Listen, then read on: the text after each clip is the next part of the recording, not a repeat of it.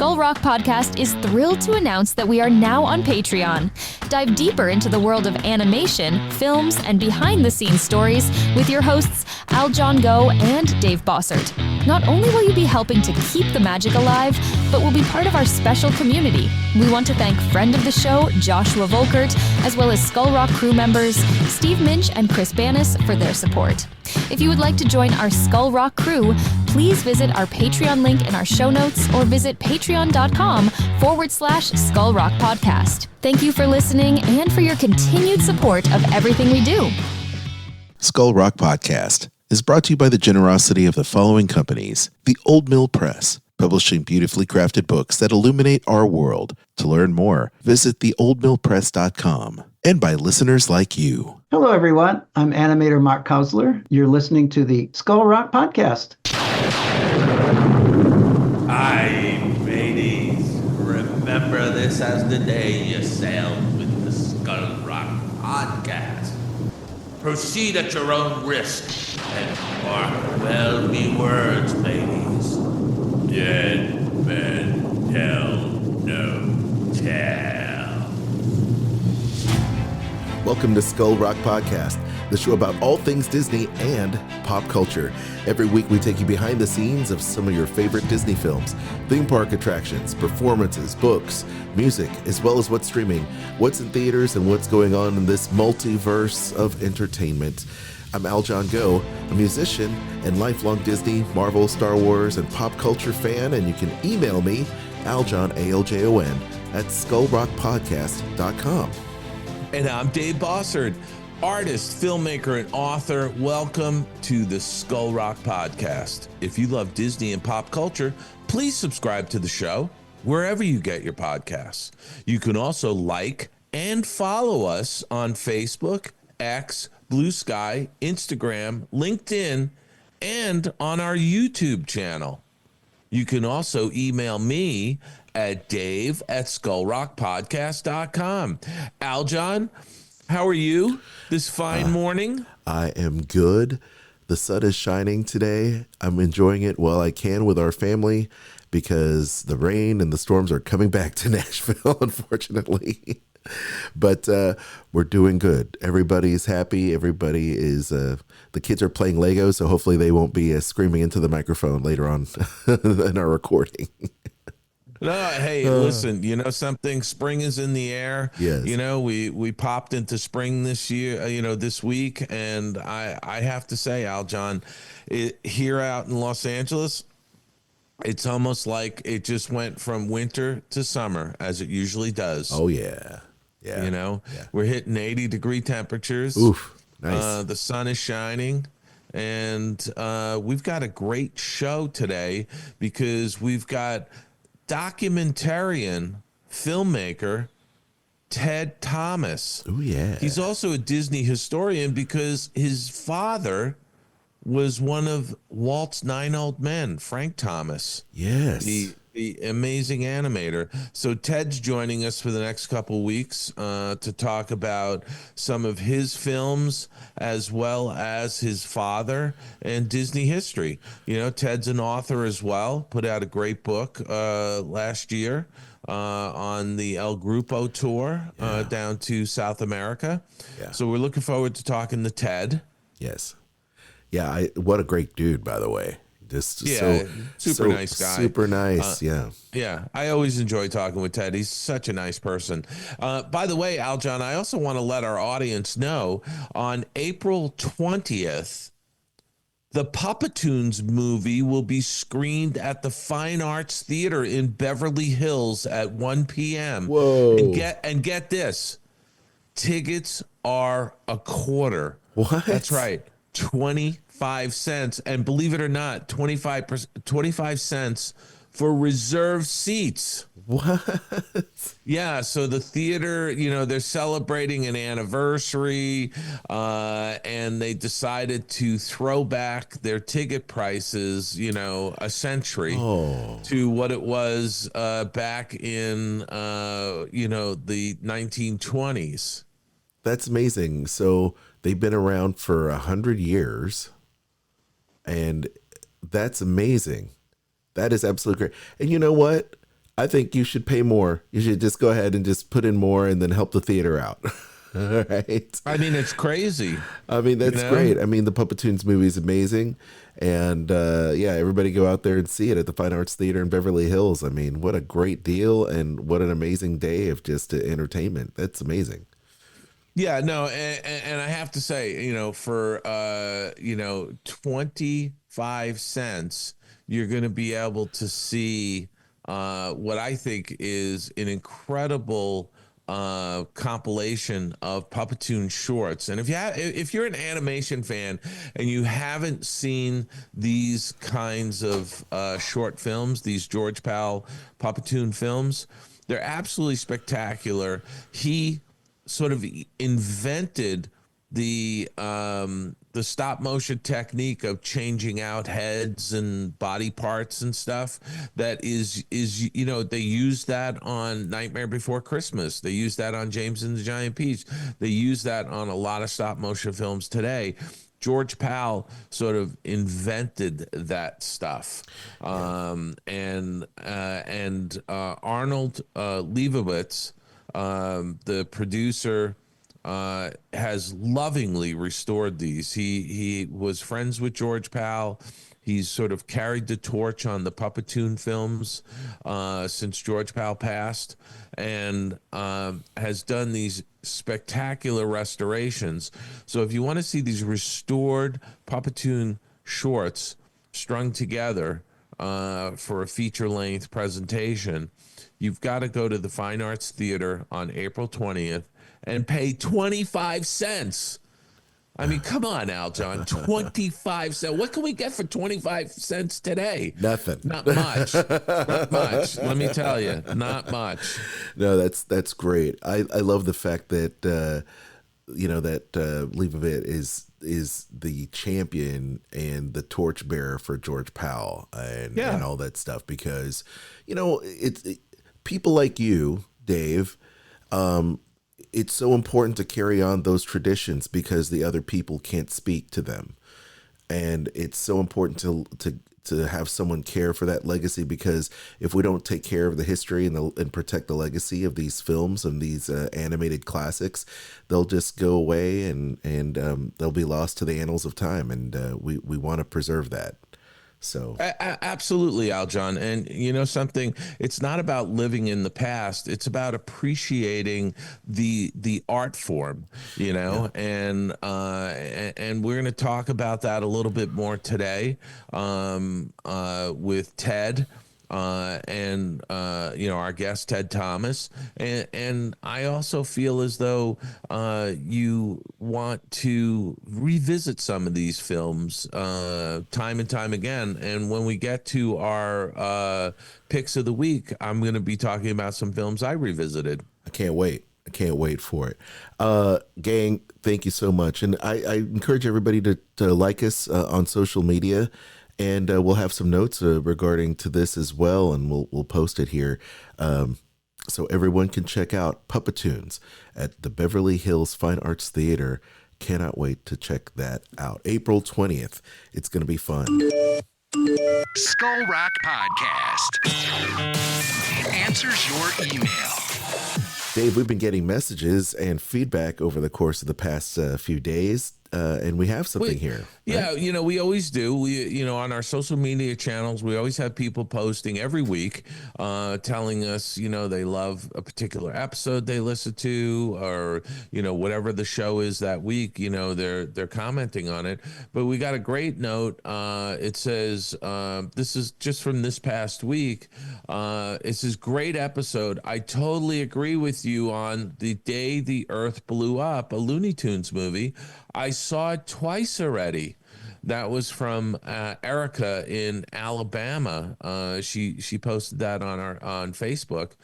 She mentioned that comment, and I had seen that film back in December on the Motion Picture Academy app, and I really enjoyed it. I thought it was just a fun animated film, and it released last weekend, and it did reasonably well, by the way. And we're going to have a little news blurb about the company that released that, because again, these are terrific films. And, to me, I really enjoyed that film. I'm glad other people are seeing it out in the theaters because it deserves to be seen on a big screen. Yeah. And I'm glad Erica went to see it twice. That's Erica, awesome. Kudos to you for supporting animation in the theaters. I love it. I can't wait to see it and bring the kids too. We have another message, Dave. I didn't put this in our notes, but it's from our friend Paul from Parts Unknown. Are you ready for this? Yeah. So Paul from Parts Unknown writes, "Hi there, Dave and Aljon. Back listening to the podcast again. A wonderful interview set." And this is from Darlie Brewster. Once again, it was really fascinating to hear Darlie's story, and all the roads that lead to safety smart. There you go. Let's see. It's amazing, Aljon, and I think at some point we'll do a show on the Safety Smart films because it's a who's who of animation who worked on that. Yes. Yeah, it really absolutely. is. Yeah. It's Tony Bancroft, Darlie Brewster, Matt O'Callahan. Mm-hmm. I mean, some amazing talents were able to come and work on those 8 Safety Smart films that I had the pleasure of working on with such a talented group of people. Yeah, it was like, now I realize that Dave Bossert directed them. This is an industry small world indeed. I produced and directed 8 of those films. Yeah, that was so good, right? Hope Darlie's animation is gracing some more scenes in the future, as this kind of experience and talent can always bring something special to the production. Can't wait to hear more of what's coming up. Paul from Parts Unknown. So we love hearing from Paul from Parts Unknown. I have to tell you, yeah, I just love that name, Paul from Parts Unknown. There you go. And we do know he is living in Japan. Yes, in Tokyo for sure. Yeah. We have one from the DRC 2. Animation, y'all, was great. Brought my family down there from Michigan and had an unbelievable time. This is from last week's episode featuring Peter Raimundo and Andrew J. Hall at the Expo. Yes, and we had a great time there. And I hope to catch up with some of our fans, more of our fans over the next few weeks. So it should be a lot of fun. But thank you so much. Once again, if you'd love to write us or comment on an episode, you can do so. Just leave us a comment on Facebook. You can leave us a comment on YouTube as well. You can even leave us a comment on this podcast. If you're following us there on Spotify, there's a way that you can go ahead and leave us a comment and just let us know what you'd like for us to cover in an upcoming episode. Oh, yes, in an upcoming episode. This is what I meant to say. Yes. All right now, Dave. After a litany of sound effects, it's time for what we've been checking out this week. Well, Aljon, I will tell you that I saw Snow White and the Seven Dwarfs. Did you now? Yeah, but not the live action version. I honestly, last week I posted on Facebook and I encouraged people to rewatch the original 1937 classic, which you can see on Disney Plus. And Snow White and the Seven Dwarfs, the animated classic that Walt Disney produced and which was directed by a slew of folks, David Hand, Larry Morey, Wilfred Jackson, Ben Sharpstein, William Cottrell, and Pierce Pierce. This is a masterful work of art as far as I'm concerned. Yes. This is like the Mona Lisa hanging in the Louvre. This is the feature animated film that really put the Walt Disney Studios squarely at the pinnacle of animation. You Yes. know, they really the gold standard, if you will. And look, the version that they're playing on Disney Plus is fully restored. It's gorgeous. And if you haven't watched this feature in a while, sit down and watch it on Disney Plus. It's absolutely beautiful. Honestly, I wish I could say watch it in the theaters, because really they should re-release this film in the theaters, and maybe for the 90th anniversary, maybe they will do that in 2027, because I think, this is a film you should see on a big screen. And I wish they would do, they probably would have been better off doing a re-release of the restored version of Snow White and the Seven Dwarfs to the theaters, rather than spending $250 or $300 million on a live action version, which is tanking at the box office, which we're going to talk about in our news segment. But Snow White and the Seven Dwarfs on Disney Plus, it's absolutely stunning. And by the way, Aljon, I worked on a restoration of this film back in, I don't know, 2005 or 6 or something like that. Yes, the version I have on DVD. Yeah, and it's stunning. Yes, it is. And during that restoration, I probably watched that film frame by frame, like 50 or 70 times. Yes. During the restoration process, and I never got tired of it, because it's such a beautiful film, and the artistry in there is unparalleled. Anyway, I saw that. I also saw Dirty Harry.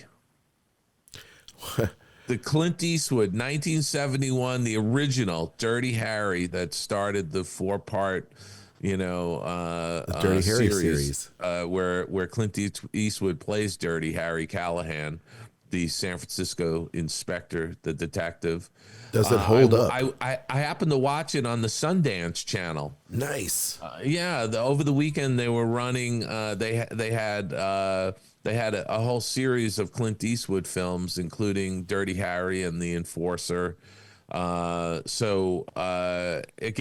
a classic film that really holds up over time. It was really terrific. I hadn't watched it in a couple of years. It was great seeing it again. Love it. On the small screen, even though that was on the small screen, but on the small screen from a series standpoint, I watched the show called Black Shore. A police detective returns to her hometown and becomes involved in a missing person case, which is linked to her traumatic past and the town's dark history. This is a film. This is an Irish series shot in Ireland, and it's a 6-part show, and it is I find it really good. It's an enjoyable whodunit, and it gets 87%. It's got a 6.8. I'd give it a 7.5 personally on IMDb, but it's got an 87% like this show. As far as TV goes, so check that out. It's a cast of English and Irish actors, including Rory Keenan, who's a familiar face. When you see him, you'll go, "Oh yeah, I've seen him in other things." So Black Shore. I continue to watch Reacher's season 3, which is particularly violent. It looks like it. I saw the trailer. Yeah, it's much more violent than the first 2 seasons, which is look, it's got 96% on Rotten Tomatoes. It's got an 8 out of 10 on IMDb. You can catch that on Amazon Plus. So that's been very enjoyable. And then I did watch several episodes of Suits LA. Were you a fan of the Suits show? I was not. I didn't follow it, but I heard it was good. Oh, it was fantastic. I watched that. That was a great series. Well, this is a spin-off called Suits LA because the original Suits became like a really top watched series on Netflix, I guess, during the pandemic and after the pandemic. It became one of the highest rated series. So that because of that, Peacock decided to create this spin-off called Suits LA. Ted Black, a former federal prosecutor from New York, has reinvented himself representing the most powerful clients in Los Angeles. But his firm is at a crisis point, and in order to survive, he must embrace a role he held in contempt his entire career. Ted is surrounded by a stellar group of attorneys who test their loyalties to both Ted and each other while they can't help but mix their personal and professional lives. On top of it all, Ted must come to terms with the events that years ago led him to leave behind everything and everyone he loved. So this stars Stephen Amell as Ted Black, Lex Scott Davis as Erica Rollins, Josh McDermott as Stuart Lane, Brian Greenberg, Gabriel Match, who was in the original. He played Harvey Specter in the original Suits series. He actually reprises his Harvey Specter role. So Rotten Tomatoes gives this 39%. I think it's better than that, folks. IMDb 5.4 out of 10. I still think it's better than that. So you can check that out. Interesting how some people get it and some people don't. I guess, Now, I did on Peacock as well see a new show. I watched a few episodes of A Long Bright River starring Amanda Seyfried. Yeah. And she plays a Philadelphia cop. Mickey Fitzpatrick is a police officer who patrols a Philadelphia neighborhood hard hit by the opioid crisis. When a series of murders begin in her district, she realizes that her personal history must be related to the case. With the emphatic vision of those struggling with addiction and their families, Mickey's journey illustrates the collective power of an underserved community and, through several unexpected twists, subverts expectations around whom society perceives as heroes and villains. It's got a great cast. There's a kid. The actor that plays her kid, Callum Vinson. Thomas. He plays Thomas Fitzpatrick, Mickey Fitzpatrick's son. Is really a standout child actor. This guy is really terrific. I got to tell you. I will say the series starts out slow, but starts to pick up steam about third episode. So I would check that out. The Long Bright River on Peacock. And Rotten Tomatoes gives it 71%. IMDb gives it 7 out of 10.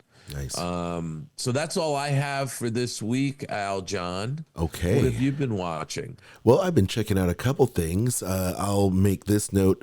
We'll hit on books every now and again.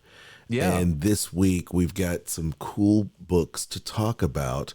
First being the collection, Kirk Hammett from Gibson Books. Gibson Publishing. What? Dave, are you familiar with my company's publishing do you have anything to arm? do with this? What do you have anything to do with this? Well, we work with Kirk Hammett of Metallica, and I think Metallica, being that they have been playing hard rock and metal music now for decades, one of the most beloved American bands out there, and Kirk Hammett being part of that. Also being part Filipino, mind you, and just an amazing guitar player. We actually do a deep dive with Gibson Publishing and of course, Kirk Hammett, a signature artist for Gibson and my brand Epiphone. which we put out the collection, Kirk Hammett, a luxury 400-page coffee table book which explores his unprecedented detail and extraordinary guitar collection and his life and music of one of heavy metal's true pioneers. Shot on location in Hawaii and in Los Angeles by legendary rock photographer Ross Halfin. And you might know Ross Halfin from the numerous Rolling Stone covers he's shot over the decades. He's just prolific, one of the best in the business. And he's also incorporating rare imagery from Halfin's archive. The latest release from Gibson Publishing offers new interviews with Hammett conducted by editor-in-chief Chris Finicombe, who works with me, and of course our director of brand experience, Mark Agnesi. It's a really great book. We have several different versions of it. We've got a standard version, we've got a deluxe edition, and the custom Kirk Hammett edition, which has a special cover as well. A lot of really cool trinkets involved in like the other versions as well. So check it out. The imagery is amazing, and I think it's a must-have for Metallica fans. But definitely, if you're you just want to see all the guitars he's created, all these wonderful and toured with, and all these great records over time. This is the second in our publishing, in our books, coffee table books. We actually did one for Slash a couple years ago, and it's great. You'll know that books like this, or the Johnny Marr book, I think there's also a book from, I think maybe Sir Paul McCartney's got one. I know that there's several others, James Hetfield, but a lot of these books that document these guitar collections, Jimmy Page has got one. It's amazing just because of the pictures. Can I ask you, how many guitars does this guy have? Hundreds. Really? Yeah, hundreds.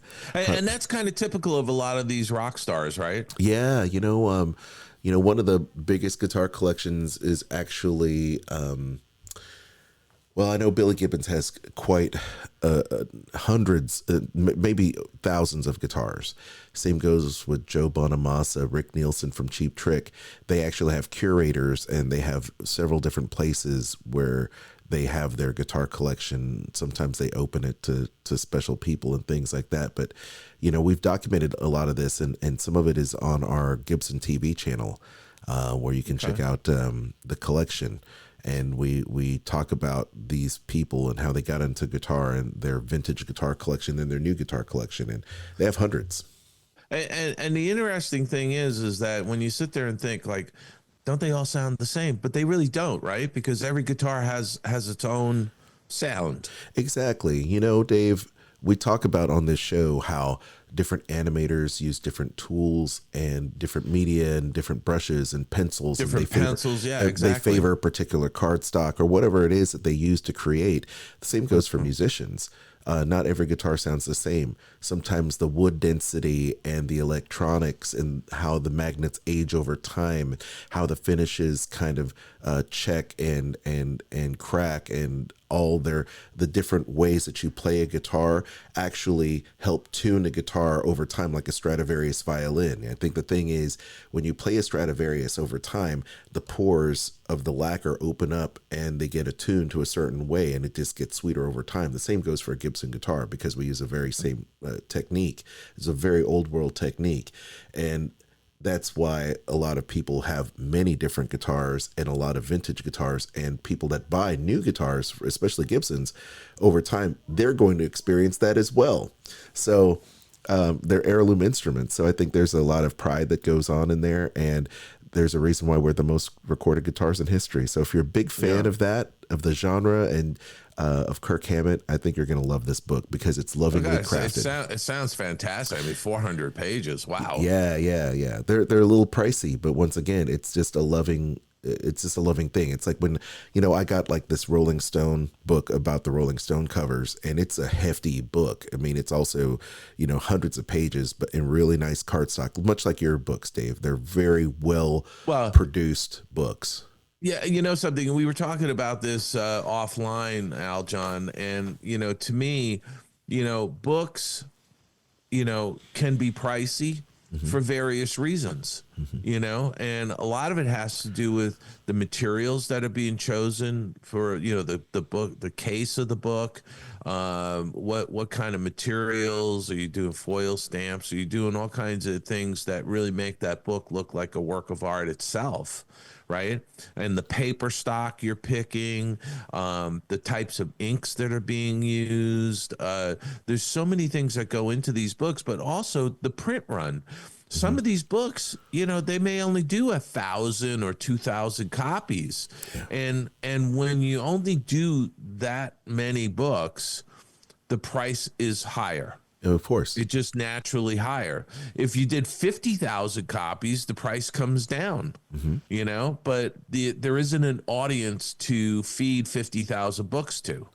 Right. So some of these books, you're only going to do a couple thousand, and that's it. They're gone. Yeah. And then what happens is 5-10 years later, if you wanted to try and find a copy of that book, it's going to cost you, 5 or 10 times what you paid for it. Yeah. Yeah, that's exactly what it is. Get the books that you want right now. I mean, getting a copy of Dave's books now is great because they're an amazing value and they're lovingly crafted. And then 10 years later, you might not find it. Well, we had Fraser McLean. Yeah. It was an artist that who was a guest on our show, right? Mm-hmm. Yep. He's a Scottish animation artist. He lives in Mexico now. Yeah. He put out a book a number of years ago, and that book's out of print. I've seen the book for $400 or $500 if you wanted to get a copy because it's out of print. Yeah. Yeah, it's crazy. Yeah, absolutely. I mean, get it while you can because they're great books. But that is just one. I'm actually delving into yet another book as well. This one is not physical. This is actually an audio book, but it is also available as a hardback book. It's called Don't Call It Hair Metal. Most of you know I have an affinity for 80s rock. This one is about the art of access in the 80s heavy metal genre. So if you're a fan like I am, you're going to dig it being a Gen Xer like me. It's a love letter to hard rocking, but also snubbed the music of that era of excess, the 1980s. There may be no more joyous iteration in all of music than the 80s of hard rock. It was an era where musical and cultural ideals of rebellion and freedom of the great rock and roll of the 50s, 60s, and 70s were taking to dizzying heights of neon excess. In attention to songcraft, showmanship, and musical virtuosity, especially in the realm of electric guitar, were at an all-time high, and radio and MTV were delivering the goods en masse to corn-fed children of America and beyond. It's Aljon, great. Is this, hair metal? Yes. That's headbanging. Yeah. It's everything. It's headbanging music. Yes, for better or for worse. It was the genre that exploded due to the advent of MTV. I was recently interviewed for an upcoming book also that explores that and guitar. So hopefully you'll see that soon. I can't wait to talk about it, Dave. Can't wait to talk about it more. But I'm just, it captured the imagination of an entire generation, much like myself. Growing up in the 80s and looking at MTV and going, that looks like fun. I think I'll try that. And I did, the electric guitar is a symbol of freedom, expression, rebellion, and so many great things. And it was just identifiable of a whole generation. So this book, much like the other books I've mentioned in the past episodes, is just a lot of fun. You can score it now on Audible, but you can also get it as a actual physical book. And it's written by Sean Kelly. It's also narrated by him, Sean Kelly, and he has an affinity for this as well. He's just a very talented musician as well as a musician who's been in bands as well. So I'm glad to see him kind of transition from being a musician to being a storyteller. He does a great job. Also, Another show that I've been checking out, and I have been streaming this. My wife turned me on to The Hunting Party. This show is also on NBC. You can stream it on Peacock, but it follows a small team of investigators who are assembled to track down and capture the most dangerous killers ever seen, all of whom have escaped from a top secret prison that's not supposed to exist. So, just think of a Supermax type prison, and there's this huge catastrophe that happens, and all of the inmates break out, and then this hunting party is trying to hunt them down. So it's a little bit like Criminal Minds in that respect. These are the worst of the worst, and this team is top notch. So if you're into that kind of stuff, it's very well done. You can check it out now on Peacock. That wraps up everything we checked out this week. Feel free to send us your thoughts on what you've been streaming, and maybe we'll check it out and review it in a future episode. Skull Rock Podcast. This week in Disney and pop culture. Oh, Dave. You know what? I was going to ask you, Dave, with Snow White being in theaters, this live action show, and you revisiting the original Snow White and working on its restoration, and I love Snow White being my favorite of the classic Disney films. How would you feel if they just went ahead and did a CGI version of these films? Just to speak to a whole new generation of kids and fans. I mean, why? Why? Right. I don't know. It's sort of like, why, maybe I should do a paint by numbers of the Mona Lisa at the Louvre, right? I'll do a paint by numbers version, and let's tour that around the US, right? Because we want people to see it, right? Mm-hmm. I mean, that's what you're saying. That's craziness, right? You can't substitute something for the original. Yeah. And I would argue that Snow White and the Seven Dwarfs, made in 1937, is a work of art. Yes. Okay. And, there are some things that you don't want to tinker with. And Snow White and the Seven Dwarfs was one of those properties. They, I think, look, it's one thing to do, quote, live action versions of, The Lion King and, some of the renaissance of Disney animated films, because those filmmakers are still around. Mm-hmm.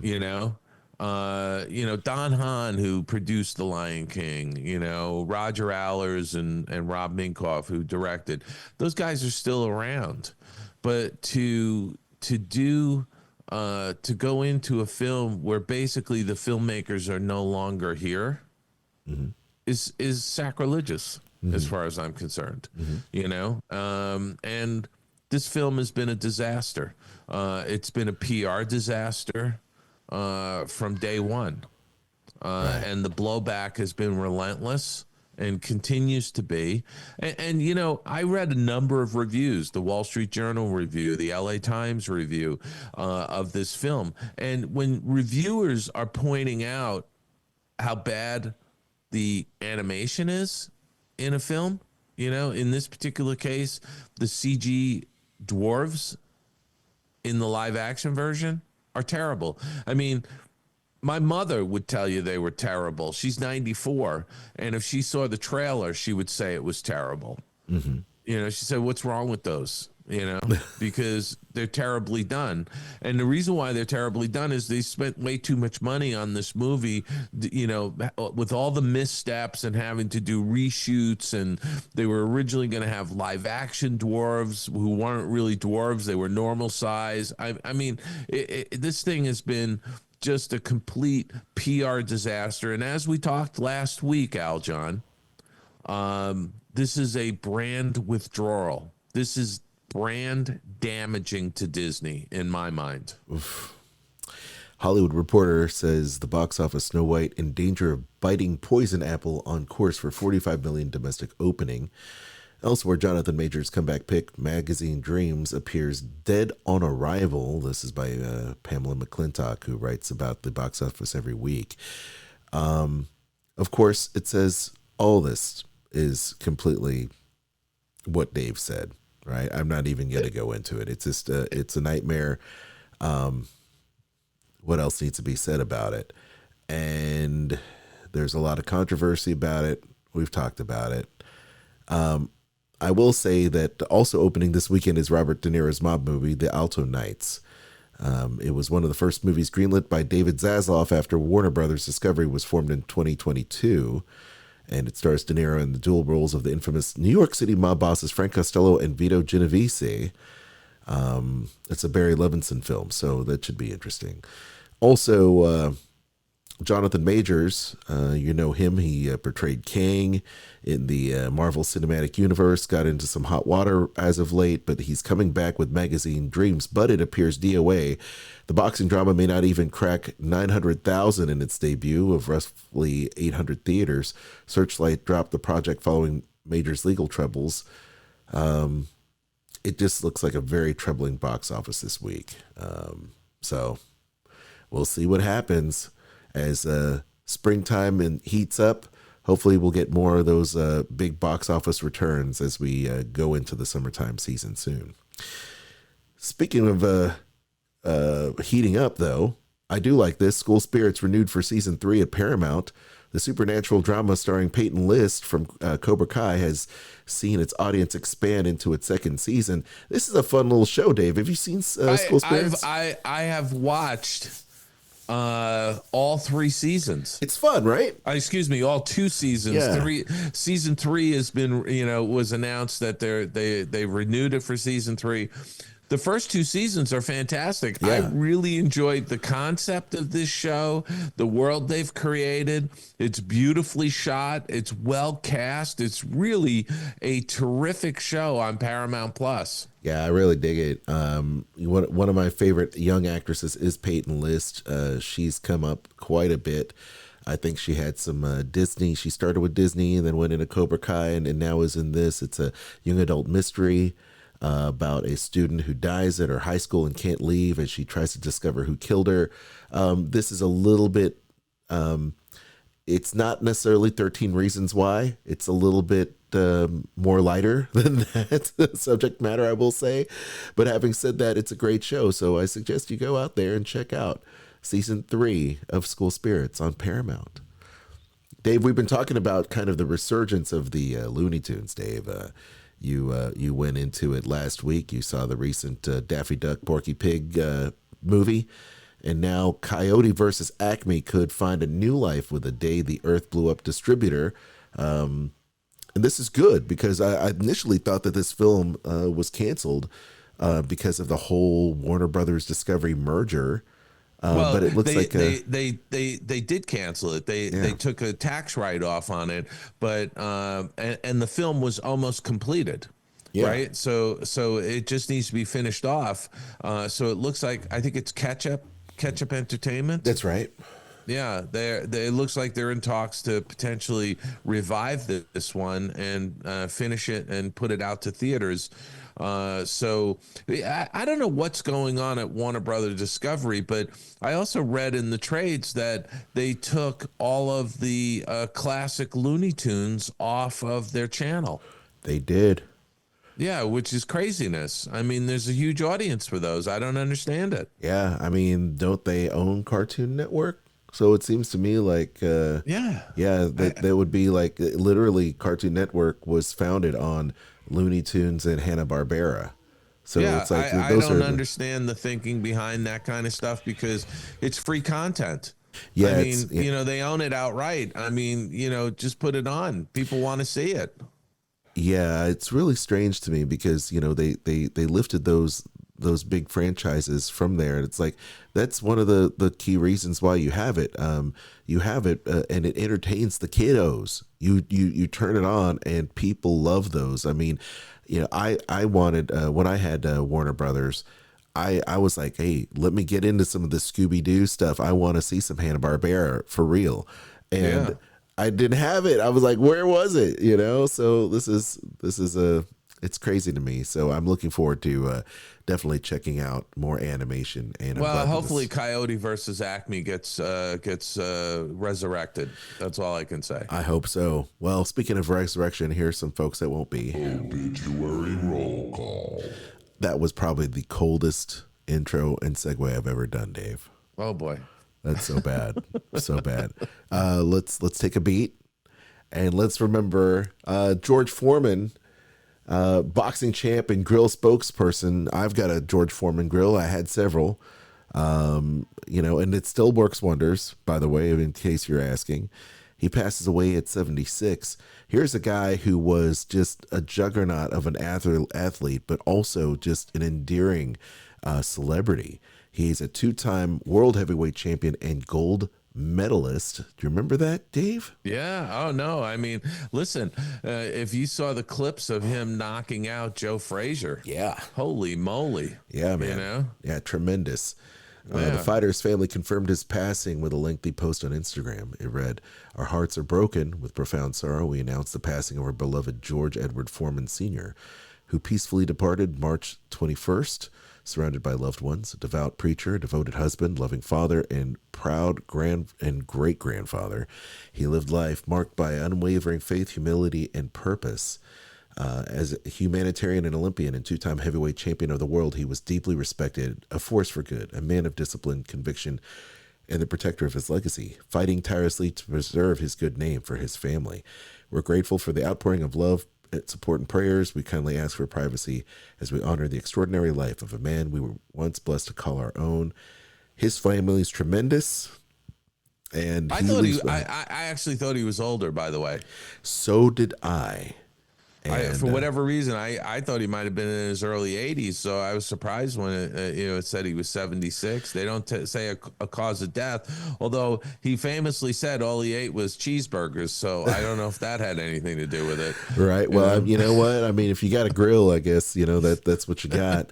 But I would admit, he seemed like the most jovial of human beings, well-loved, well-liked. Mike Tyson had said, "Condolences to George Foreman's family. His contribution to boxing and beyond will never be forgotten." Just tremendous, And once again, as a child of the '80s, who could you couldn't just turn on the TV without seeing an advertisement for the George Foreman Grill. That's for sure. Yeah, yeah. Wings Hauser, actor in Vice Squad and A Soldier Story, dies at 77. Once again, you may not know his name, but you certainly know his face. Holy mackerel, do you know his face? Yeah, he's been in so much stuff. He's certainly been on so much stuff. He started out as a member of Young and the Restless and then earned a Spirit Award nomination for Norman Mailer's Tough Guys Don't Dance. He's got definitely a face that people know. He's been in JoJo Dancer, Your Life is Calling, Vice Squad, Tough Guys Don't Dance. He was 77. He died at his home Saturday in Santa Monica after a long-time battle with COPD. His daughter, Bright Hauser, told The Hollywood Reporter that she noted that he was using an oxygen tank recently. COPD is something that a lot of people are affected with, but man, he's been in so much stuff, Dave. Wow. I mean, he's China Beach. He was in Roseanne, Beverly Hills 90210, which is where I know him from. Yeah. So yeah, man, he's been everywhere. So rest in peace, Wings Hauser. What a great name too, Wings. What a great name. Also, Carol D'Andrea from West Side Story, actress on stage and screen, dies at the age of 87. She played the Jet Girl, Velma, in the iconic musical production, and then she was an acting teacher for many years in New York and in Hollywood. A lot of people had seen the Broadway production of West Side Story. It was a classic. We don't oftentimes talk about some of these people that spent a tremendous amount of time behind the scenes being an acting coach, but she was one of those for sure. And she had a lot of other things as well. I mean, she was also in the film, The West Side Story. Yeah, she was one of the few from the Broadway show who was cast in the film, the original film version, not the Steven Spielberg version. Yes, absolutely. And here's one. A lot of people might know this actor, Jack Lilly. Jack Lilly of Little House on the Prairie, stuntman and actor, dies at 91. Wow. This guy. He was in so many things, though. He was in a lot of Western-related television shows, going back to like Rawhide with Clint Eastwood. Oh, yeah. Bonanza, which is where he met now I'm the guy that did Little House on the Prairie. Michael Landon. Yes. Yeah. So he originally met Michael Landon on the Bonanza TV show, and then Michael Landon, who famously produced and directed much of the Little House on the Prairie and starred in the Little House on the Prairie series, hired Jack Lilly to work on Little House in the Prairie. Yeah. So I mean, he had really a stellar career. Blazing Saddles. Oh, yeah. So many different shows over the years, and I mean, just an incredible resume. Yeah. He was also a U.S. Navy veteran. He was in the Korean War. I mean, his shows, The Man Who Shot Liberty Valance, Cat Ballou, The Rounders, Bo Jess, Support Your Local Sheriff, Used Cars, Three Amigos, The Young Guns, Army of Darkness, Bad Girls, A Walk in the Clouds, Planet of the Apes, 2001, Yep. and The Legend of Zorro. I mean, and, the TV shows, Wagon Train, Lawman, Branded, Bat Mattinson, Death Valley Days, Cheyenne, The Virginian, The Big Valley, The Wild Wild West. Remember that show? Yes. I mean, some really great television shows. I mean, holy mackerel, Yeah. And The Face. Just really amazing. What an incredible career. And one of these really talented stunt guys who also could act. Yeah. And and he really has a cowboy face. Yeah, he does. The face is very recognizable from all those projects. Co-star Melissa Gilbert mentioned on Instagram that Jack always felt like home to me. He lived quite a life. I'm so lucky he was my friend. All my love and prayers go out to his family, especially Clint Lilly, known as Berkey. Oh, Jack, sweet prince, may the flights of angels sing to thee, thy rest, love always, Melissa. What a great little tribute. 91, we should all be so lucky, right? Yes, absolutely. What a great life.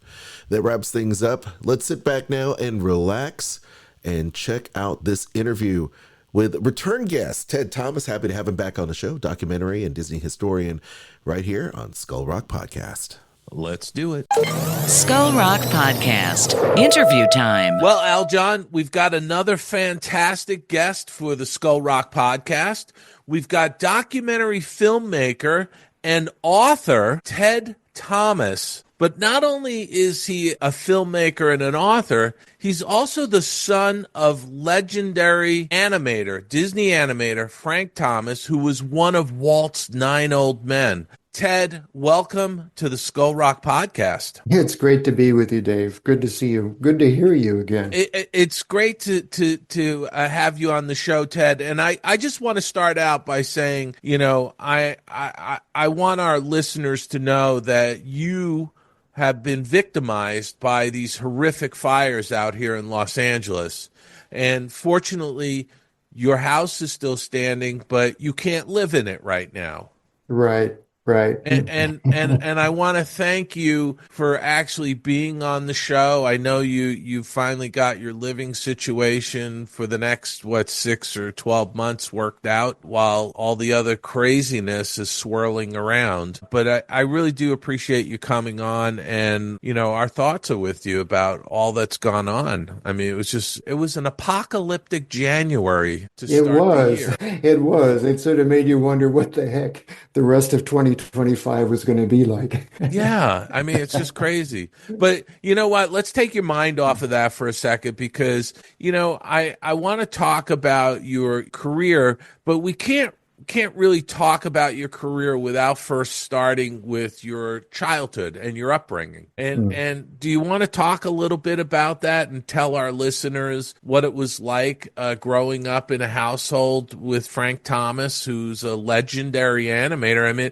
just so our listeners know, I mean, one of your dad's great animation scenes is the skating sequence in Bambi. Right. I just to name one of them off the top of my head. And most people who are fans of the company have seen Bambi, I would hope, a number of times and know that sequence. But what was it like growing up here in Southern California with your dad working at the Walt Disney Studios? Well, I guess, I made a featurette a few years ago called Growing Up with Nine Old Men, where I tried to sort of tackle that subject. And I went around and asked other children of the nine old men.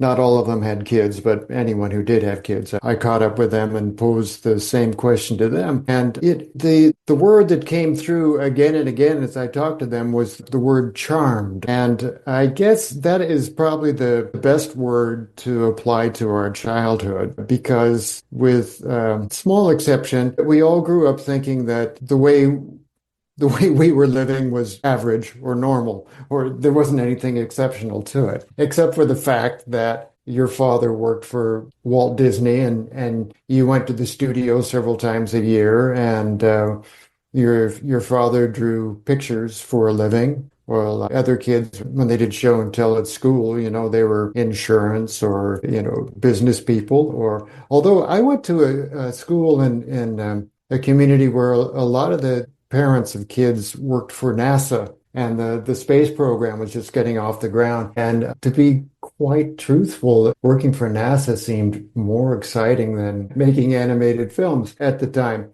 And it's difficult to know just how remarkable it was because, a film came out every 2-3 years or so and was an event, but it wasn't the sort of what can I say? Frenzy is not the right word, but when a Disney film comes out now, it's a big deal. And plus we have this whole canon of work that is now considered to be classic, right? All of us, whether it be Ward Kimball's kids or Wooly Reitherman's kids or the Thomas kids or the Johnston boys, we knew we lived under sort of special circumstances, but it didn't feel extraordinary. Does that make sense at all? Yeah, it totally does. Let me try and throw this back at you, because it seems to me that you grew up in the 50s, in the early 60s, and the canon of Disney features wasn't as big, and it was kind of an event when a movie came out, but it wasn't a earth-shattering global event, right? Right. So I'm imagining you growing up as a kid was like, oh yeah, my dad works for a studio and draws cartoons, and my buddy down the street, his dad works for an insurance company or, is a fireman or a police, you know what I mean? You were just regular kids. You didn't understand the scope of it at that point in your life. No, that's right. In fact, I never really understood the scope of it until I started working at the studio at Disney. And it was only then that I began to see my father in a different light as this filmmaker who had played such a critical role in making the studio the place that it was. Yeah, and let me ask you about that, because I think it's important, again, for our listeners to hear this. But the Disney Studios was a very special place because it was really a family organization. And as a longtime employee like your dad, as his kids grew up, it was not unusual for the kids to get a job at the studio, was it? Right. Right. I mean, if you had been on the payroll X number of years and were at a certain level in this hierarchy of the studio, then there was a summer program where a certain number of the kids could work at the studio. And because it was the 60s, the girls went into publicity or the steno pool, and the boys went into traffic delivering mail. And if you worked several summers there, you might work your way into other departments. Like I finally ended up in a department called Art Props, which did everything from picture framing to lettering to matte cutting to working with the background department on different shows and things like that. And like whatever sort of was thrown your way to take care of, putting together displays and things that they might need for a press conference or a photo shoot or whatever it was. Or a display in the hallway or a presentation or the stockholders meeting or you name it. Now, did you work with Dale Alexander? I did, yeah. And Alan Gonzalez? You betcha. All right. Wow. Wow. I remember those guys when I first started at the studio. And who else was I've got to tell you an Alan Gonzalez story. It's okay. Yeah, let's hear it. Jack, I forget his last name, but at that time, there was no ARL. There was no Animation Research Library, right? There was what was called the morgue. And it was the basement of the Ink and Paint building where all of the backgrounds from different animated films and all of the drawings, the pencil drawings, were stored in really less than museum quality conditions at that time. And you're being kind saying it that way. Yeah. Well, anyway, Jack and Leroy every day would go to the morgue. They'd show up in the Art Props in the morning, then they'd go across the street to the morgue, and they'd come up at 10 o'clock for a coffee break. And every day, Jack's wife would send him off to work with a sack lunch and a banana to eat during the coffee break. And every morning, Alan would open Jack's brown bag and pummel that banana so that by 10 o'clock, it was black. It was a gushy black banana. It started out nice and yellow. At 8 o'clock in the morning, by 10, it was just goo. And Jack never acted like he ever got it. He said, well, I've got to tell my wife to be more careful when she buys these bananas. They don't last at all. That was back in the day when there was all kinds of fun, practical jokes going on around the studio and harmless ones like that. Yeah, I have no idea what would happen today, but yeah.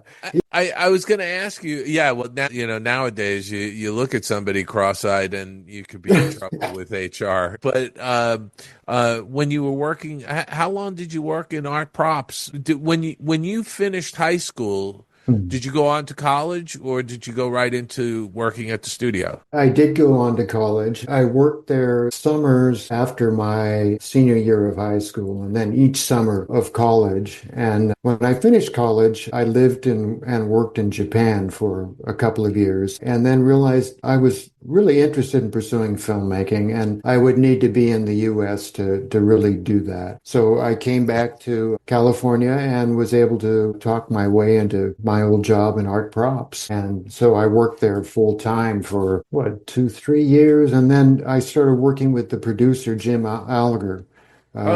Some people may know that name. He started out in animation and then ended up being a sequence director on Bambi and ended up directing or producing some of the True Life Adventures and produced the Circle Vision film America the Beautiful, wrote the script for Great Moments with Mr. Lincoln. A very storied career. Yeah, and I just saw his name associated with directing one of the Health for the Americas films. I think it was Cleanliness Brings Health. Brings Good Health, I think it was, that he directed. So he had his finger in a lot of different things. But he was a producer, a director, and a writer, wasn't he? Yes, he was.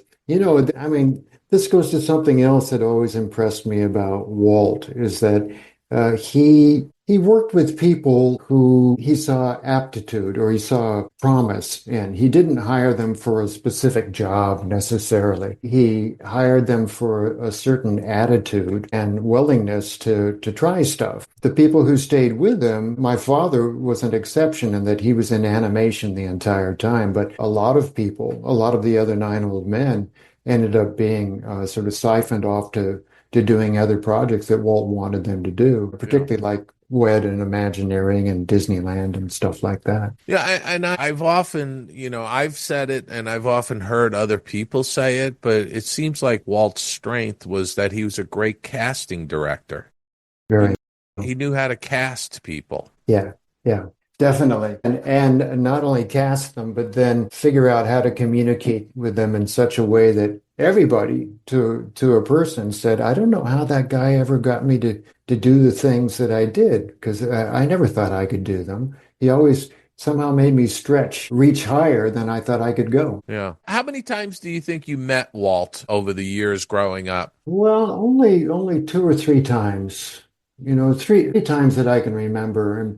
And two of them were basically handshaking. Oh yeah, good to see you, young fellow. You're growing, kind Yeah. of thing. And the one time was at Christmas time on the lot when they used to do annual Christmas shows for the families of the employees. And this one year was very long on vaudeville acts, great old timey vaudeville acts, and things that Walt liked. And so afterwards, we were standing out in front of the theater, and he asked me, what I thought of the show. So this little 8-year-old got to tell Walt Disney what was good about vaudeville. Did you say I was bored to tears, or did you say I loved it? Actually, I was screwy enough that I loved it. I mean, they had dog tricks and spinning plates and stuff like Yeah, that. yeah. That sort of like almost verging on sort of carnival acts. Yeah, yeah. I You mean, know? there was one guy who played trombone and wore these big long clown shoes, and he would come running on stage in the clown shoes and then somehow dig them into the stage and do a pirouette. You rise up on these clown shoes while he was playing trombone. I mean, Wow, big time, big time. that is a talent. I have no idea how many years it took him to perfect that, but I'm sure it paid the bills for a good number of years until TV came along. Yeah. Now I know your dad was your dad into trains along with Ollie and Ward? Well, certainly not to the extent that those guys were. He was only into trains because he spent time with both of them.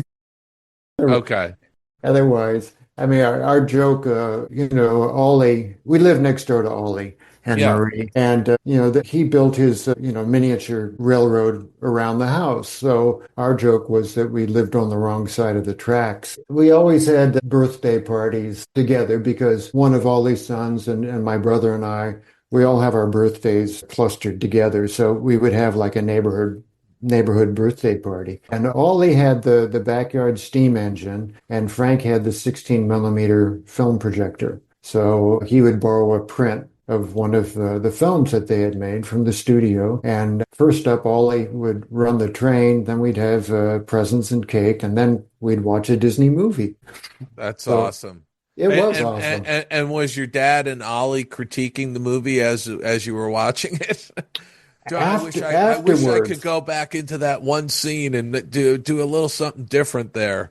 well, I've got to tell you what one thing about growing up the way I did is that our family, all of my siblings and I, we never just watched a movie. We always would come back from watching a movie and then discuss how it was made and what worked well and what could have been done better and how would you compare it with such and such. I mean, so we were film critics from the first time we saw a film. And would you also know the scenes your dad did? Well, in a Disney film, yeah, yeah. We'd ask him sometime, and then we'd know, and then multiple viewings, we'd say, "Did you do that part?" And he'd say, "No, that was done by so and so." Yeah. So after a while, even growing up, I began to recognize different people's styles, whether it be drawing style or acting style. Yeah, yeah.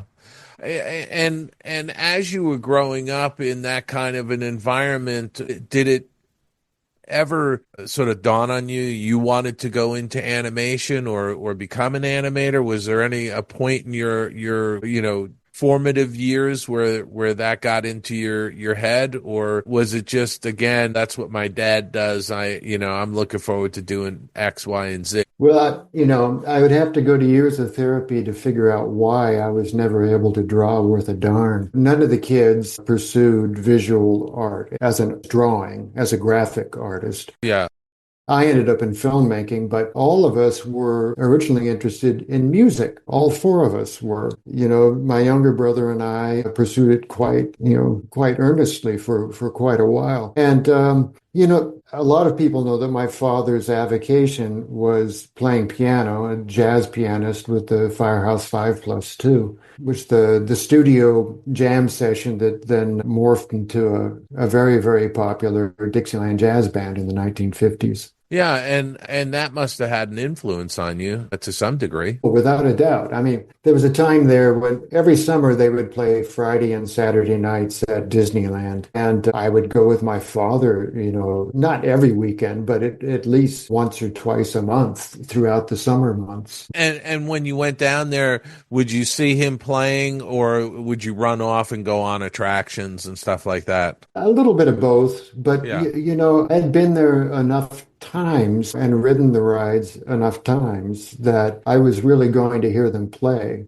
You know, because Yeah. I was really fascinated with putting on the show, and then Danny Alguire was the cornet player with the band, and I really really liked the way he played. And then I picked up trumpet and studied trumpet, and the first trumpet I ever had was a loaner from him. He said to Frank, "Well, you let your kid play it for a few months and see if he really likes it before spending the money on buying a piece of brass for him." That's awesome. Did any of the nine old men who had children, did any of them go into art? I kind of remember one of, was it Ward's daughter or Ward's granddaughter?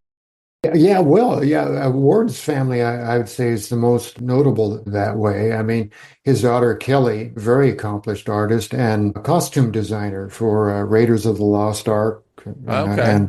and a lot of other big studio films. And then his son John, the only son of the nine old men that I'm aware of who went into animation, and he became a animation director for TV animation. Mary Clark, Les Clark's daughter, Mary Weibel, now she went into visual art and taught painting for a number of years, and is a really, really accomplished plein air painter. Very Yeah. nice. Very nice. And Bruce Reiderman, Woolie's son, he did the voice of Mowgli Yeah. in Jungle Book. And And did that lead to anything else for him, or was that just a one-off as a kid?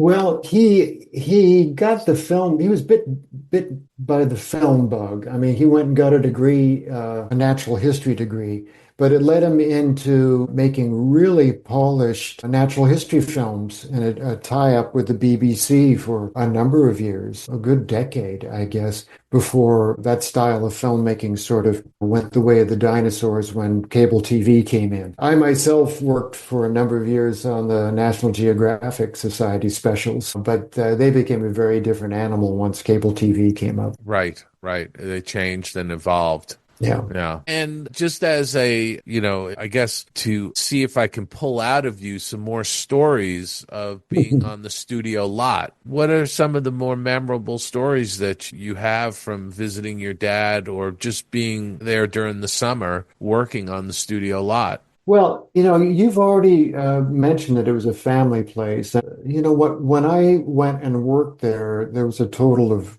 1,200 people on the Right. lot. That was roughly the size that the studio was when they worked on Pinocchio. It had gotten as big as I think a little over about 1,400 in the early 1940s, but then it shrank back down again. So you had this pretty small group, and an awful lot of the people had joined Walt around the same time in the 90s. So they were all more or less the same age. So they all got married and had families at more or less the same time. Yeah. So what was interesting was that there was a whole cohort that was sort of being born and growing up, going through childhood and adolescence. And Walt did all these things sort of responding to the families that were growing up. I mean, there was an Explorer Scout troop that was started on the lot, and that was sort of one degree above Boy Scouts, right? Yeah, yeah. Ken O'Connor's son and Claude Coates' son and several other people, they got their first experience in filmmaking by being in that Explorer post on the Disney lot. And then Walt was talking with Bob Broughton, who was in the visual effects lab one morning, and said, "Hey, Bob, how's your kid doing?" And he said, "Well, he's about to go to college, but college is sure expensive these days." This is back in the 60s, right? Yeah, yeah. And Walt said, "Well, you know, we really ought to have a scholarship program. It'd be great if we started something like that. Well, the next thing you know, there was a scholarship program that kids of the employees could apply to help them with college. So there was that very much familial feel. It was reinforced, um, by the families that worked there. You, working at the studio, like we said earlier, there is an opportunity still for innocent practical jokes. And my first summer, I was delivering mail, right? So I got to know everybody on my run. And John McCarthy, Mac, we called him, ran the traffic department, the mail room. And he said, Ted, we've got to return this piece of equipment, so go over to the Riverside warehouse. That's where feature animation is now, but it used to be a record warehouse where the ABC building is. And it's like, 108 degrees outside, and I'm carrying this cart all the way across the lot and across Riverside Drive to pick up this thing. I don't know what it was ever designed for, maybe to wrap records or something, but they called it a scene stretcher.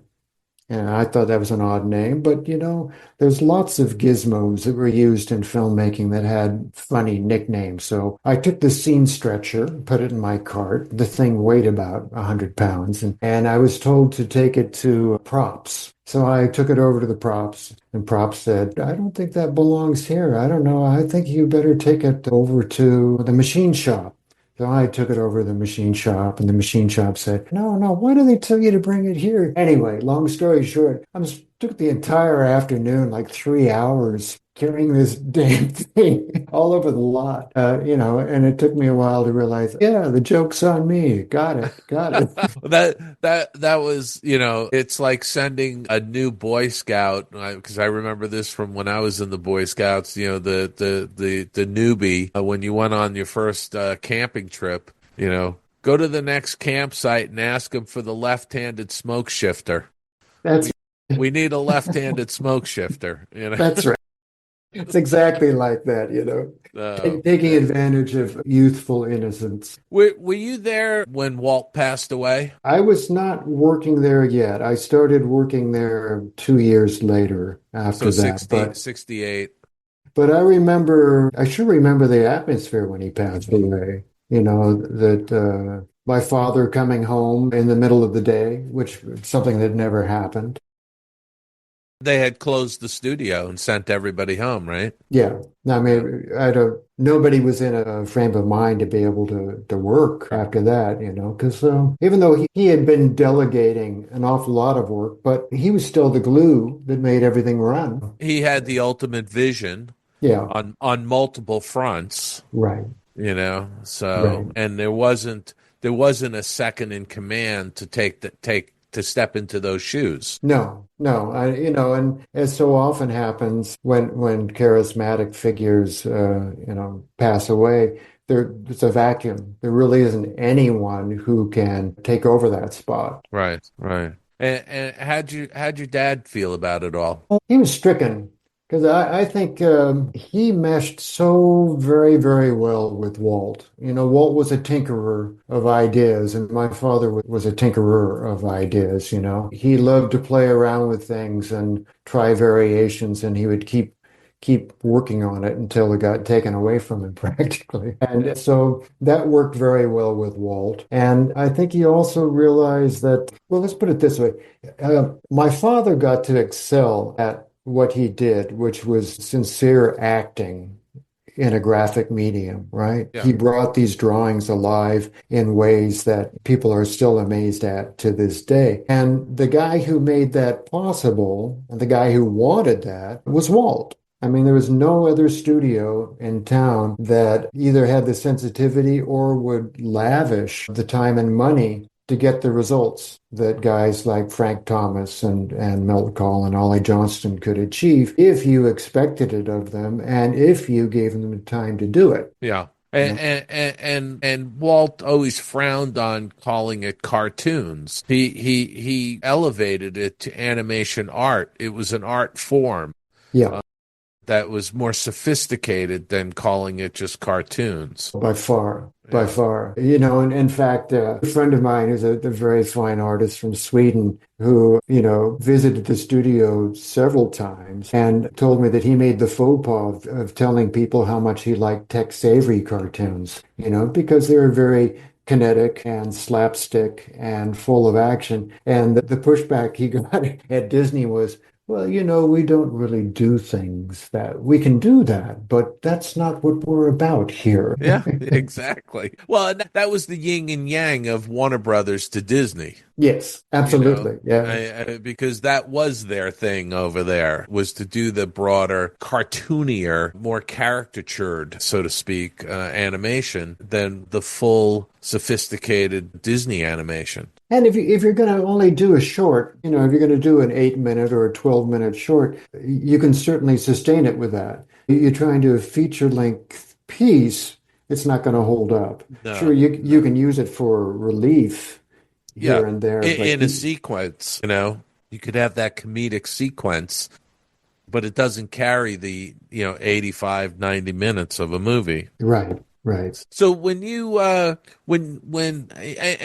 I almost feel like, we're going to start bumping up against time. So I want to talk a little bit more about your Disney upbringing, because I think in the next part of our conversation, I want to dive into your filmmaking career. So, but do you have any other stories that you want to impart to our listeners about, growing up sort of in this uber Disney family, if you will? Well, I think one of the, I've been asked many times, what was special about it. And certainly the free tickets to Disneyland, going to Disneyland in the first decade that it existed, seeing some of these classic films like Lady and the Tramp and Peter Pan and Dalmatians and Sword in the Stone, Jungle Book, when they were first released. Yeah. And having the sense of that being an event, or even working at the studio and then on a lunch break, roaming around the back lot. These are all wonderful and cherished moments, but I think the thing that has stuck with me when you think about the Nine Old Men is that we grew up around the idea of excellence. I think that's very important to try and stress. I mentioned that as little kids, we were, young film critics, because we would analyze how a film was made, when our schoolmates would say, why can't you just enjoy it? Why do you have to pull it apart and pick it apart? But we were exposed to the difference between good, excellent, and superior. Right. And not in a snobbish way, but it was what our fathers dealt with. It was quality. You were dealing with degrees of quality. And by the way, I spent almost 33 years at the studio, so I understand that it's ingrained in you. You're trying to do the best quality that you can produce on screen in these films, and that's what the public expects of you. And so it becomes ingrained in your life. Yeah. You just don't go and do something half-assed. You have to go and do it to the nth degree that you can do it. Right. And as you just pointed out, it spills over. It spills over beyond filmmaking. It's in your life, right? Yeah. Yeah. So. Yeah. I mean, one friend asked me, he said, well, was there a lot of pressure when you were growing up? And I had to answer. I said, well, I think it depends on the personality of the kid. What some kids would take as pressure, other people thought, well, I'm being encouraged to be better. I can't tell you the number of times where I would do something that I thought was pretty darn good. And what it was, instead of being patted on the backs, it was the price of admission to the next step. So you can do that. Okay, now we'll try this. Yeah, yeah. That's awesome. And you still keep in touch with like the Johnston kids and Bruce Reiderman and others, yes? Yes, yeah. I mean, it's very, very interesting. When I made that film, Growing Up with Nine Old Men, some of the kids I had never really known. Like John Lounsbury's kids, I didn't really know. Les Clark's daughter, Mary, I didn't know at all. But when we get together or when we talk with each other, we share so much in common. You all have a piece of that DNA. Yeah, very much so. From your fathers. and the relationship they had to the studio. Well, I think this is actually a really great place for us to kind of break, because when we come back next week, Ted, I want to really talk about the films you made and also the books you've written, because I think it's, again, you're doing a terrific job in documenting some things that really need to be documented. So for now, I'm going to say thank you for being on the Skull Rock podcast, and I look forward to seeing and talking to you next week. Okay, I'll put it on the calendar. Thanks, Ted. This is Fraser McLean, animation mongrel. You're listening to the Skull Rock podcast. Your attention, please. Now loading on track number 1 for a trip around Walt Disney's Magic Kingdom. Skull Rock Podcast. All aboard. Your Main Street to the world of Disney. All right, it's leaving the station. What a great interview, Dave. Once again with Ted Thomas, part 1.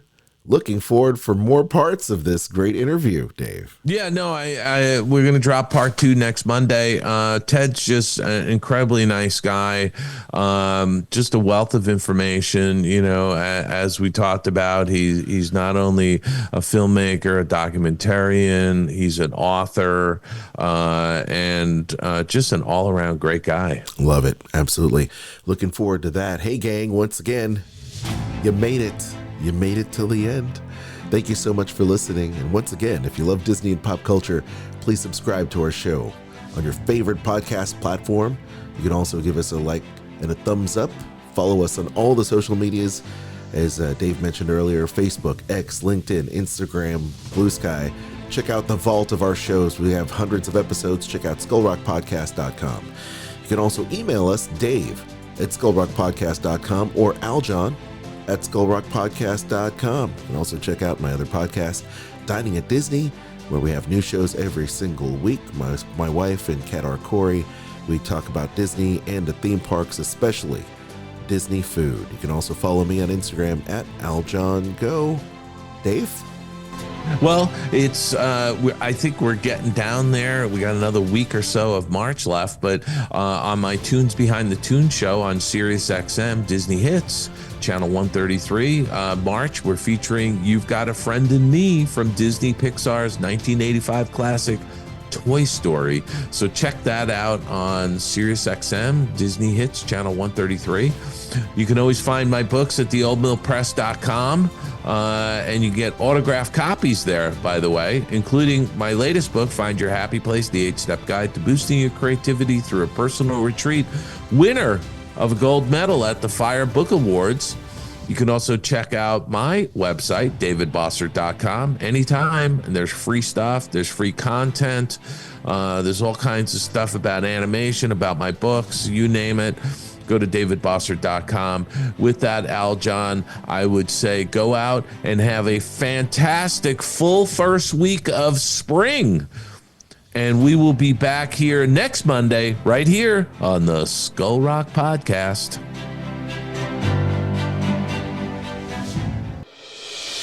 If you're looking to take your next Disney vacation and want it as stress-free as possible, I encourage you to reach out to my wife, Kristen, with themeparksandcruises@gmail.com. Kristen, what is this week's travel deal? Well, right now, if you are looking to enjoy the Epcot Flower and Garden Festival, which is just around the corner, I have the perfect deal for you. Right now, you can save up to 25% on rooms at select Disney Resort hotels. That's going to be from now through April 30th. If you are staying at the deluxe or deluxe villa resorts, that's where you're going to see the 25%. If you're staying at moderates, you're going to see more of the 20% and 15% at your value resorts. And again, this does have limitations to it, of course. So, and you can stay a minimum of 1 night, or you can stay up to 14 nights. So you can enjoy 2 weeks at 25% off if you want to. Okay, if you are looking for to book that deal or any other ones for Walt Disney World, Disneyland, any of the cruise lines, whether it be those big ocean boats or the little river cruises. I can do all of that. You just contact me at themeparksandcruises@gmail.com.